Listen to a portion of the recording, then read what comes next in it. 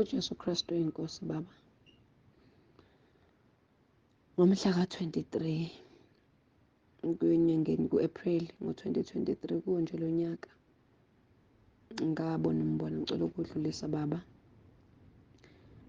Umbono engawubonayo kwakungathi nje sisesikolweni and ngimncane, kodwa hhayi kamncane kakhulu nje, njengomfundi mhlawumpe ongathi use-high school mhlawumpe ka-matric manje. Nami ngilapho ngifake futhi i-uniform. Kugcwele-ke nje la esikolweni, engathi khona lapho esikolweni kanjalo sekunendlu nje ekhona lapho, kunesithunywa sikaNkulunkulu lapho, noma umuntu kaNkulunkulu lapho okumele wonke umuntu agcine efinyelelile kuyombona. Engathi wonke umuntu-ke wayephuthuma ukuthi uyombona, kubanjwe sibambe nje ulayini. Ulayini wawumude-ke baba, wonke umuntu uyofika khona, nami ngangikuyo loyo layini obanjwe ukuyofika. Mase kufika isikhathi sami-ke baba, kodwa kuphuma lophumayo, ngangena-ke nami kule ndlu. Mangingena kule ndlu, ngibone izinto engingajwayeleke manje ukuyibona la. Yindlu engenalutho nje phakathi, ayinalo muntu owayehleli nje endaweni engathi ikhona noma kungesile khona exactly. Kulolu bonda ayehleli, wayehleli nje phansi. Ubonda lolu ayehleli kulo, ngapha emva kwakhe ubonda ancike kulo, ngathi kukhona indlu futhi ngale kobonda okumele mase ngivumile la ngiye kuyo, mase ngiqeda ukukhuluma naye la ngiye kuyo le ndlu.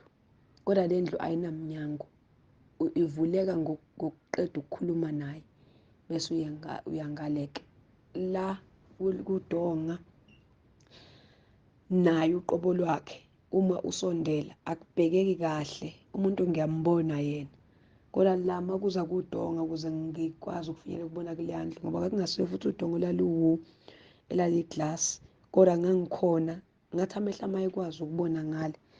Kukhanya ngendlela engingakhona ukuyi-understand-a nengingakhona ukuyichaza. Engathi manje mangilibheka amehlo ami awakhoni ukulibuka, alibukeki kimina, amehlo ami awafinyelele ekwazini ukulibuka. Hhayi, akekho baba wangitshela lapho ukuthi kuyaguqwa, kuvunywa izono-ke manje. Ngaguqa nje nami, ngaguqa-ke nami baba. Mangiguqa ngiqale-ke ngezono zami, engathi futhi ulalele, ngiqale ngiyikhulume, kodwa engakunothisi ukuthi before ngikhulume ngakhipha iy'cathulo, ngaguqa ngamadolo, ngabheka kuye ngqo, ngabhekisa ikhanda lami phansi. Angishongo ukuthi ngicela ungicelele, ngathi Nkosi ngicela ungithethelele. Ngabala baba ngelisti engangiyibhalile, noma elistini yami khona okunye okwakungekho, kodwa engakunothisi ukuthi okwaba khona kakhulu, ngabala isono sokhushula isisu.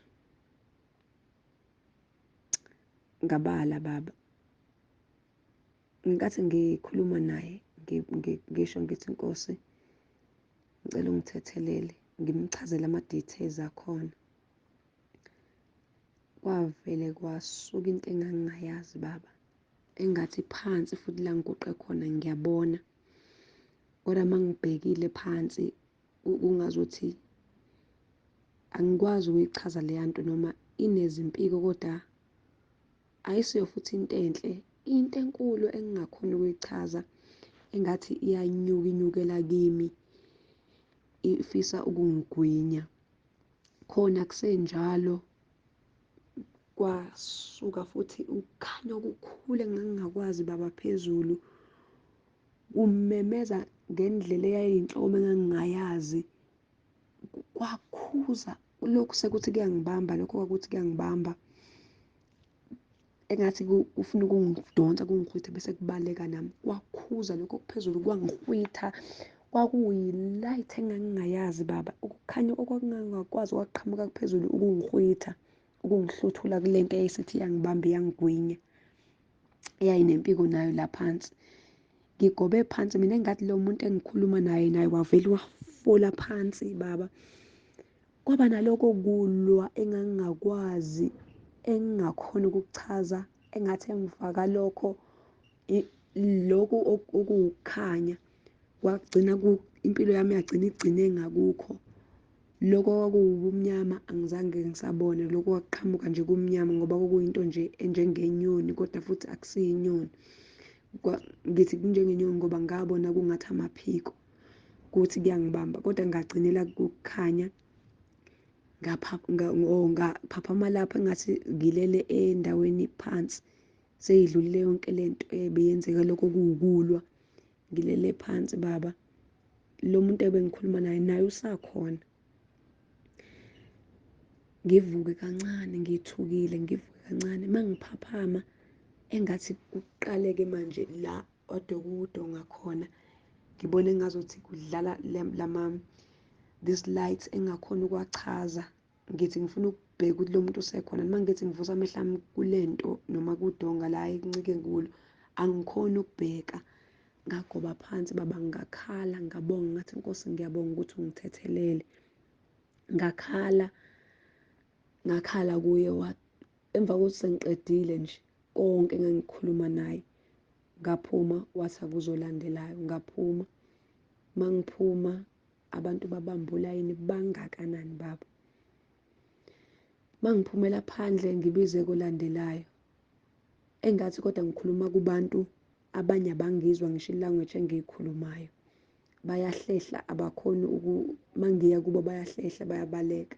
Ngize ngimemeze ngisho ngithi mina kuthiwa kufuneka olandelayo, akezwe olandelayo.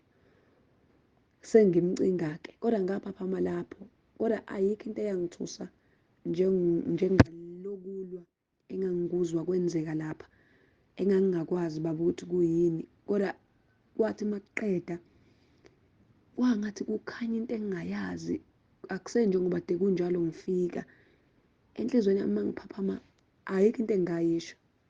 Ngahamba mangikhala baba, ngaqhubeka lapho ngakhala ngikhuleka ngibonga uNkulunkulu ukuthi Nkosi nakwisono eziwulolu hlobo ungithethelele, nakwisono ezinjena baba ungithethelele. Ngiyambonga kakhulu baba uNkulunkulu, ngiyambonga, akwanele ukubonga kwami, akwanele kakhulu, akwanele. Ngiyabonga kakhulu uNkulunkulu, uJesu Kristu inkosi.